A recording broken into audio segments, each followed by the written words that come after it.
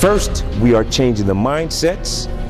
Next, we are changing our own community. And then we will help to change the world.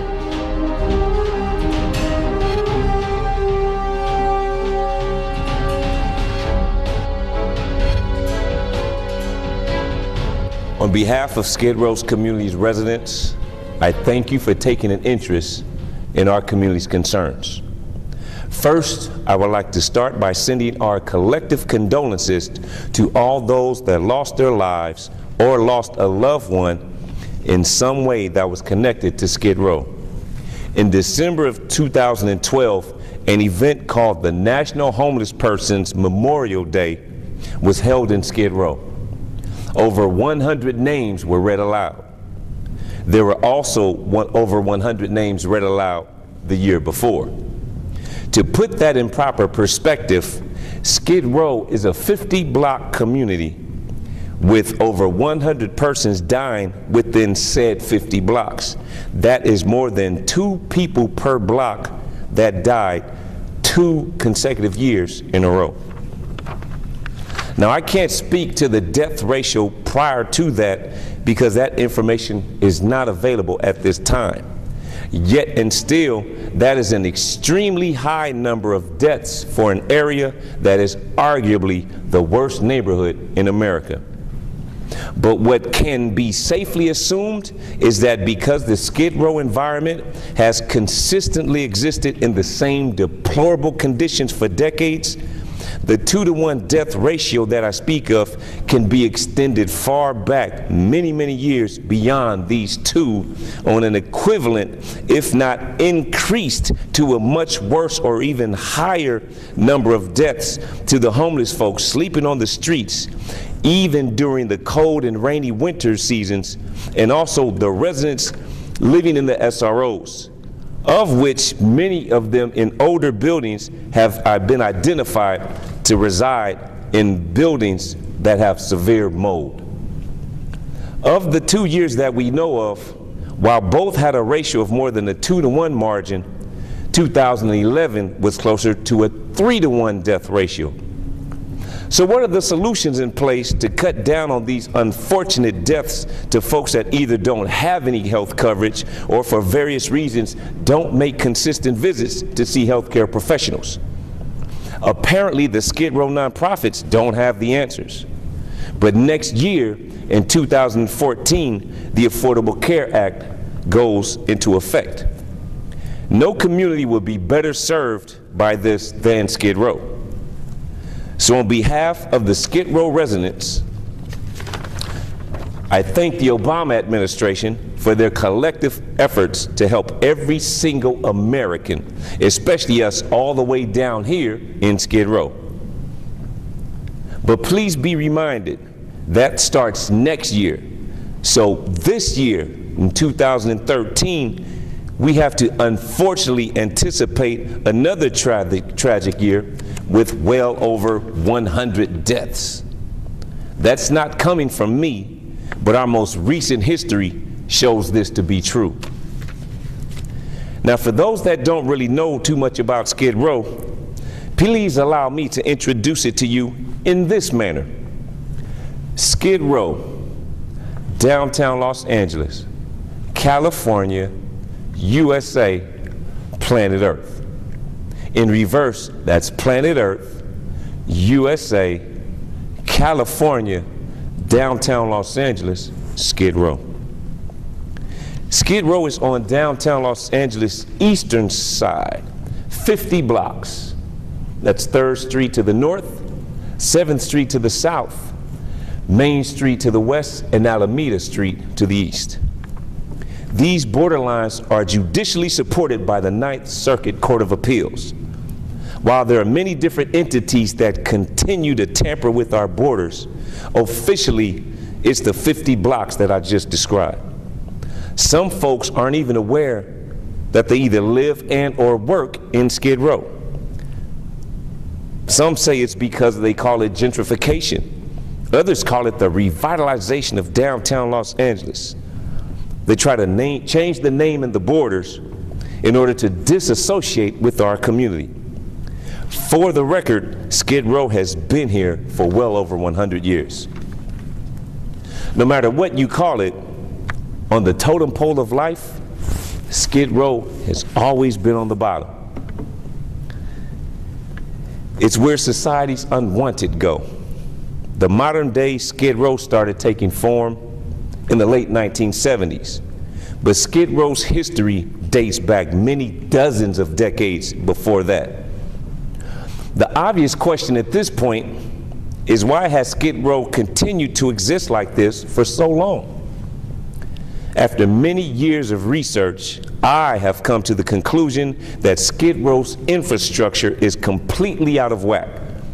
The argument then is it's either by design or historically it's been and continues to be led by idiots that truly don't know what the heck they're doing.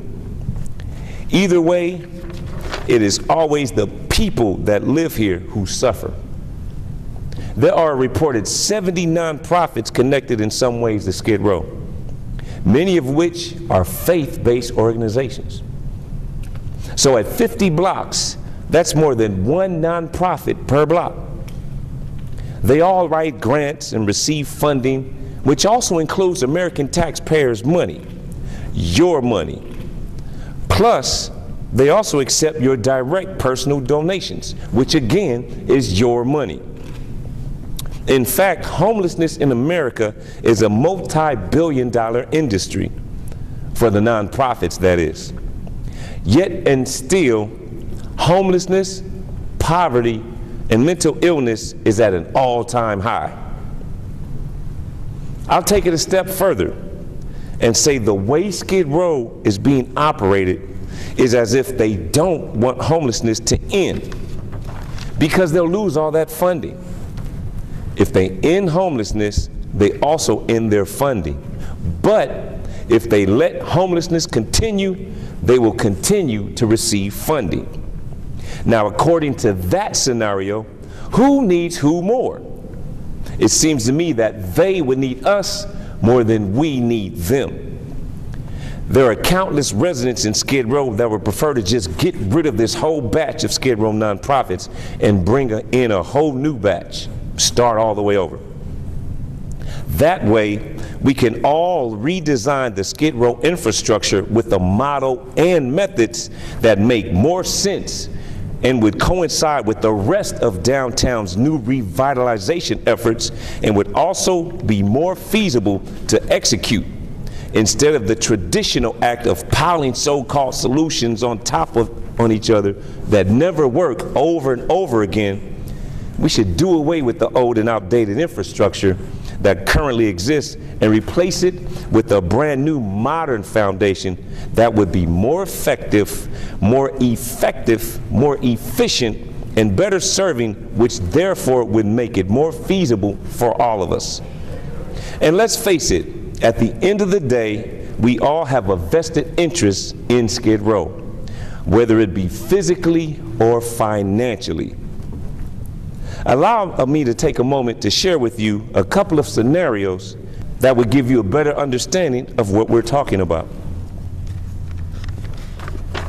Anybody ever wonder why there are these multi-million-dollar missions with multi-million-dollar annual budgets, yet and still homeless folks that don't even have a pot to kiss refuse to go inside their buildings for help? The missions and the mainstream media will tell you that the homeless folks don't know what's best for themselves. Well, I say this: there are two sides to every story. And what they won't tell you is that there are many homeless folks that actually prefer to sleep on the streets. But even when it's subjecting oneself to the elements, to the point of which homeless folks have died on the sidewalks in the winter due to extremely cold weather conditions. Now imagine that. They would rather try to survive by themselves on the streets than rather go inside where the help is supposed to be. Again, the missions will obviously pass the blame on and point fingers at the homeless folks and say they don't know what's best for themselves. Is that really what it is? Or is there truly something not right inside those missions? What I frequently hear throughout the community is the missions are run like prisons. And obviously, nobody wants to go to jail or prison. So maybe there is a disconnect with the people. What that is, we don't know yet. But maybe their methods don't properly address the needs of the people. Thus far, the missions continue to use their supposed tried and true formula. But what's glaring to me is that they do not speak publicly at all about upgrading any of their methods and or infrastructure. Well, if the missions are the cornerstone of the Skid Row community, how then are they supposed to be successful in 2013 using solutions from the 1930s? So guess what happens? The missions drive people away, and then they also at the same time qualify to stay in business. Now, how ironic is that? Because if there's homelessness, there's a need for social service providers, which then create jobs, and over decades creates an industry. And in this case, it's a multi-billion-dollar homeless industry. There are many executive directors and CEOs of these Skid Row nonprofits driving luxury cars, living in luxury homes, earning six-figure salaries, and putting their kids through college, all under the guise of helping homeless people as their primary profession. Now, as you can probably tell by now, I don't represent the Skid Row nonprofits, nor do I speak for them. I represent the people, as in for the people, of the people, and by the people. That's the homeless American people. Another scenario, there are 4 major missions in Skid Row.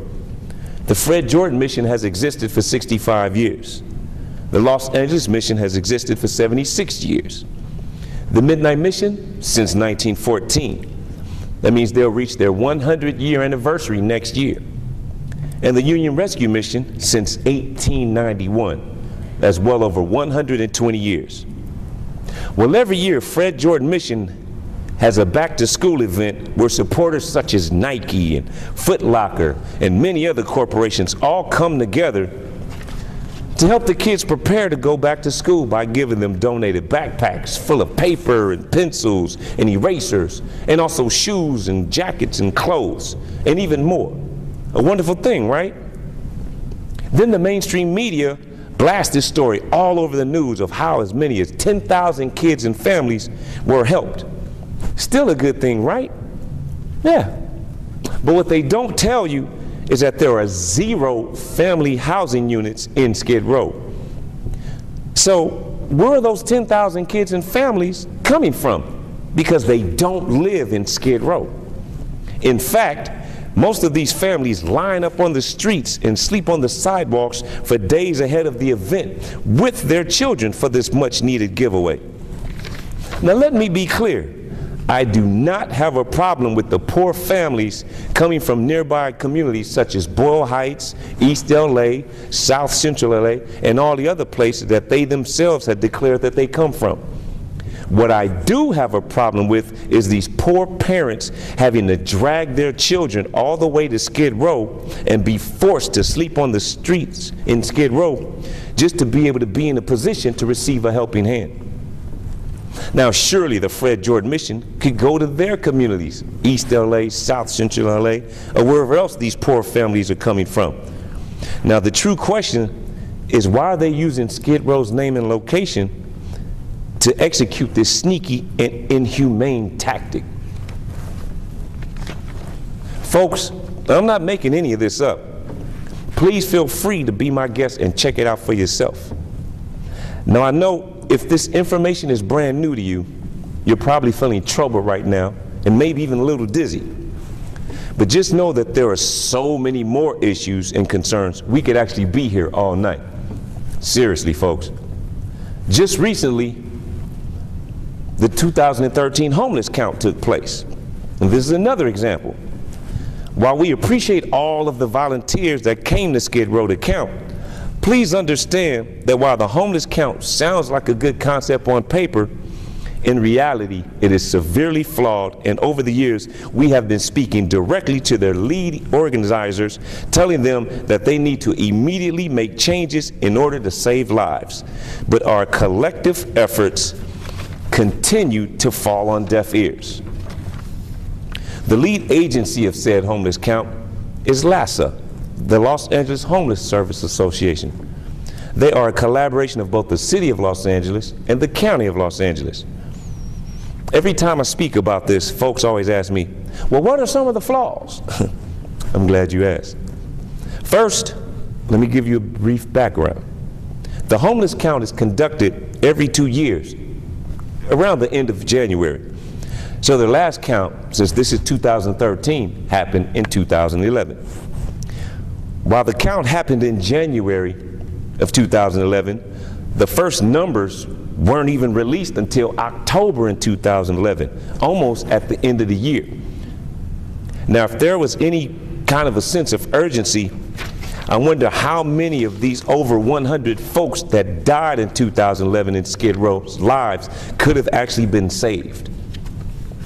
And even after the data was released, there were another over 100 folks that also died the following year. Because remember, it's every 2 years. Again, no sense of urgency. Now think about it. Look around your community where you live and imagine hundreds of people dying every year with no help in sight. Yeah, well, that's our reality in Skid Row. Another severe flaw is the homeless count only happens over a period of 3 days. So only homeless persons that happen to be in jail during that time, they don't get counted. So technically, if a homeless person is briefly incarcerated for a small misdemeanor, LAHSA wouldn't have counted them, which therefore means there wouldn't be any funding allocated to provide any services for them.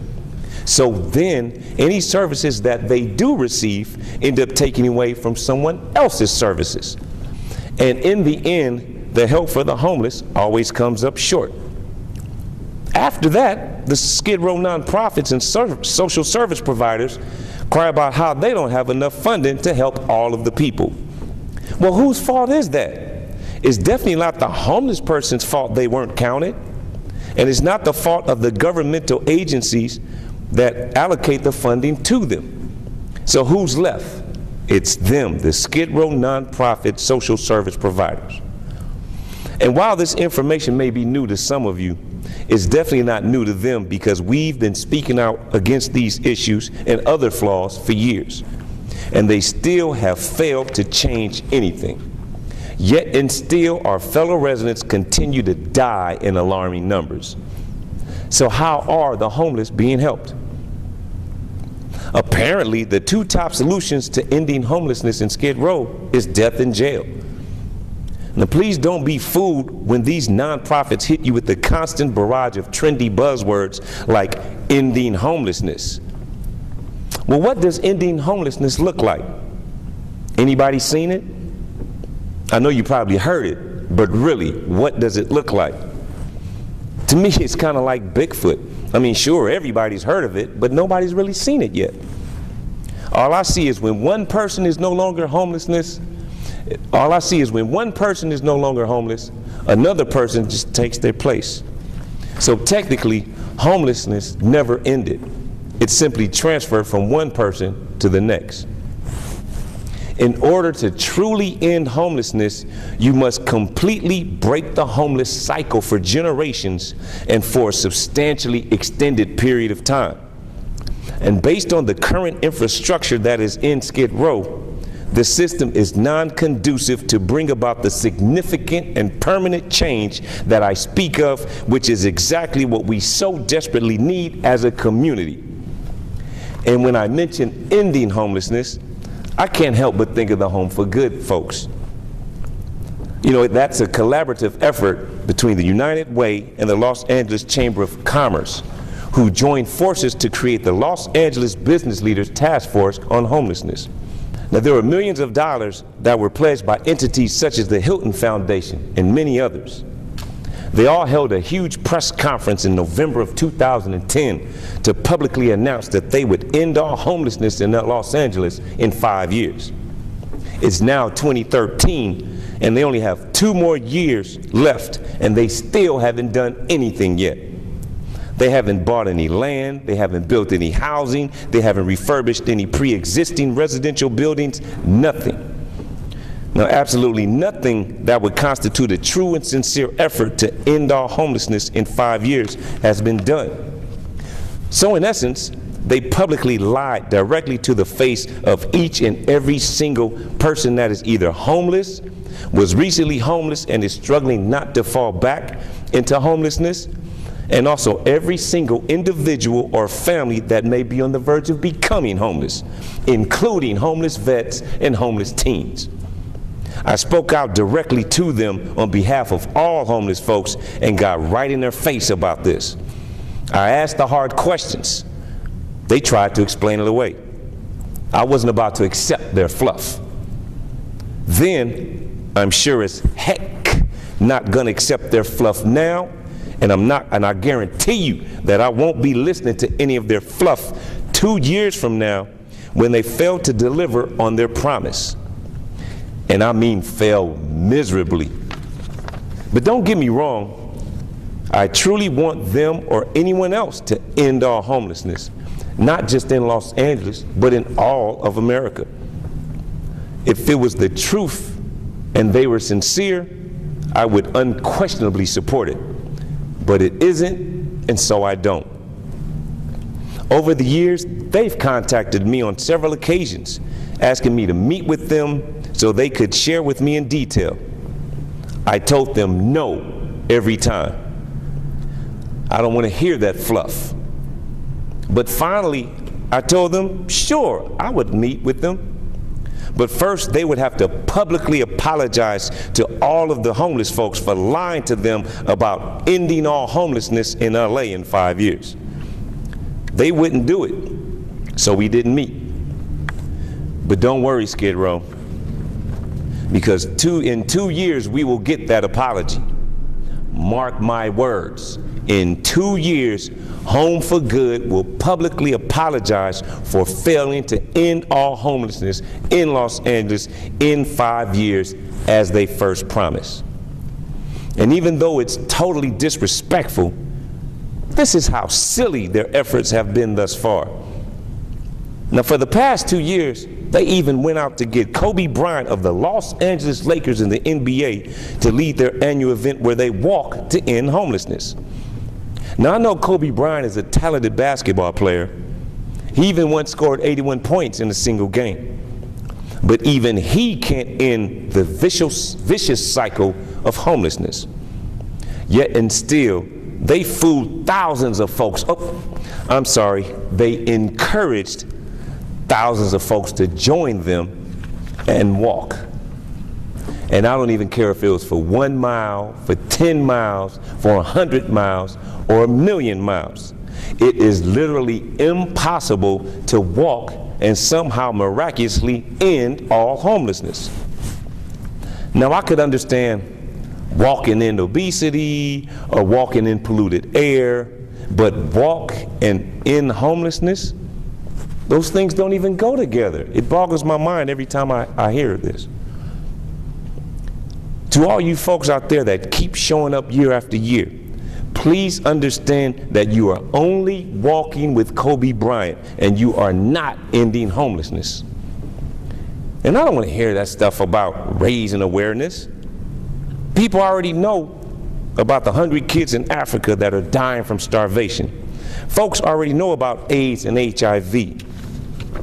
Just like folks already know about homelessness. It's not like anybody in Home for Good is giving out new detailed information on new topics related to homelessness. You're just walking. There is no raising awareness. You should all be ashamed of yourselves. It feels good, but only for selfish reasons. I guarantee that not one homeless person felt good about you walking to end their homelessness. After receiving millions and millions of dollars to end homelessness, walking is the best that you could come up with? That's all you got, Home for Good? Well, I guarantee you that every single homeless person that was homeless before you started walking was still homeless when you finished walking. Now, while you all returned to your warm and cozy homes, folks were still sleeping on the streets. So stop lying to yourselves, and please stop lying to us in Skid Row. And to the business sector, you should be ashamed of yourselves also, pledging millions of dollars during a high-profile press conference, giving prestigious awards to one another, all while patting yourselves on the back for a job well done, when in all actuality, you haven't ended any homelessness. It's shameful. Raising awareness? Even though I'm not a betting man, I bet we're raising more awareness with this video than all of your efforts combined. In fact, we're also raising awareness about your disrespectful antics with your silly little slogans and simple-minded marketing schemes. It's not right to mislead the very homeless folks that look to you for help, especially after all the decades of mental abuse received at the hands of the insubordinate Skid Row nonprofits. Now, I will give credit where credit is due. Even though the United Way has completely botched the Home for Good campaign, they have done some good things regarding the CCFO. That's the Community Care Facilities Ordinance. They are helping to rally the community troops and encouraging folks to speak out against a document that will only create more homelessness as it reads right now. You know, I hate to have to be the bad guy that ruins the party for folks, but when it comes to the Skid Row community and the homeless, my constituents have voted for me time and time again to represent their collective best interests at all times. And as long as I'm voting in, I will always continue to do just that. But it still bothers me, because surely the business sector involved in ending homelessness can tell the difference between a good business proposal and a bad business proposal. And in this case, the Home for Good proposal was all bad. But you all still signed off on it. Wow. But that said, I do still have confidence in the business sector. And just like the economy is rebuilding, the American public is rebuilding, the business sector will also make amends for this, and then we will be able to move forward towards creating the true solutions that will end all homelessness through community partnerships that do involve the people that live in and around Skid Row. Now, when we talk about creating the true and necessary solutions, we must first see the problems clearly and without distortion.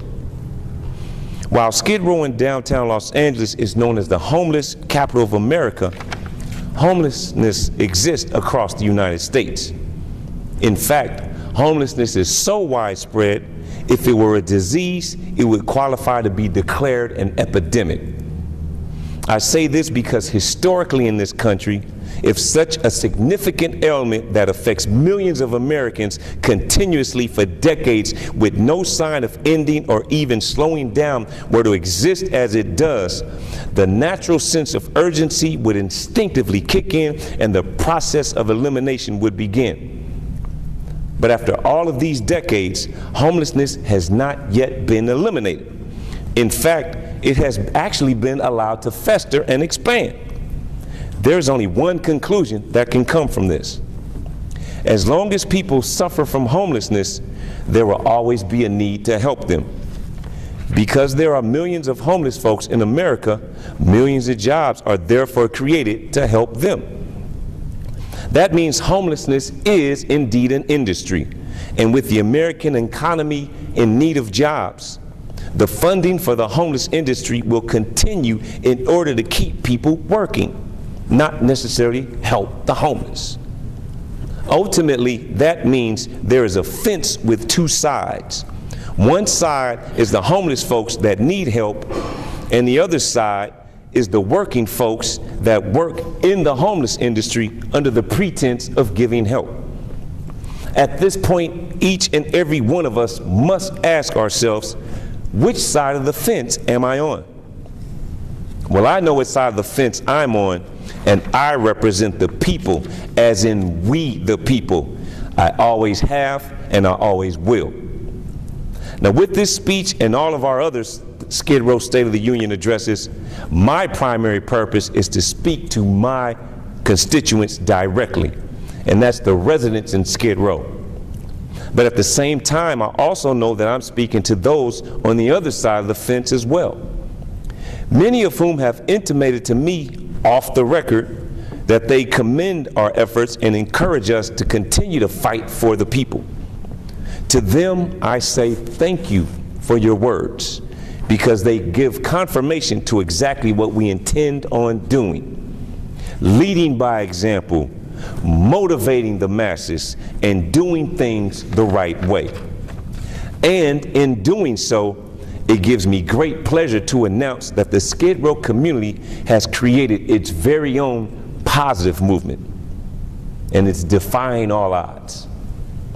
While there have been many different community-led positive efforts in the past, since 2007, Skid Row's community residents have created numerous grassroots CBOs, that's community-based organizations, where we are working together to improve the lives of the people and also address the quality of life conditions that create and/or influence positive change in our environment. One of the important policy changes that the Skid Row community residents have already stood up against and eventually changed were the overnight guest fees that the Skid Row landlords charge in addition to rent. Those fees no longer exist. This is the type of change that is possible, is real, and is happening. On behalf of the Skid Row community's residents, we ask that you respect our efforts to help ourselves, and we also encourage each and every one of you to join us in this history-making journey. Some of our grassroots community-led groups also include the award-winning Skid Row 3-on-3 Street Ball League, the Skid Row Photography Club, the Skid Row Chess Club, Movies on the Nickel, Skid Row Artists Collective, Los Angeles Poverty Department, Downtown Women's Action Coalition, the Fun Zone Reading Club for homeless kids, the Skid Row Brigade, the Feed and Clean campaign, and also the award-winning Operation Facelift Skid Row trash cleanup and mural painting effort. We've also started a newly formed Skid Row Public Space Task Force to address the concerns related to our parks, trash, lack of public toilets, and more. Please know that each of these groups have no funding, but have survived for years because of the sheer passion of each of its members and our community's collective desire to have positive programming in Skid Row. This will help to form a positively stimulated, interactive, ever-changing, and ever-growing energy that is also positively grounded in a spiritually rich community that, despite its numerous negatives, has a positive gravitational energy that continues to attract people from all around the world. In fact, the positive energy in Skid Row can be felt not only around this world, but throughout this universe. Now, in regards to the recent multiple mass shootings that have been happening all across America and the subsequent relation to the existence of mental illness in the shooters, I say this. On behalf of the Skid Row community, we send our condolences to the families and communities that lost a loved one or loved ones. With so much emphasis put on the mental health diagnosis of the various shooters, in comparison with the historically high concentration of mental illness in Skid Row, we can gladly say that there has never been a mass shooting in or around Skid Row. That said, we hope that the mass shootings immediately subside and the discussions related to gun control continue. And with that, I say, may God bless you, may God bless America, and may God continue to bless Skid Row. Thank you.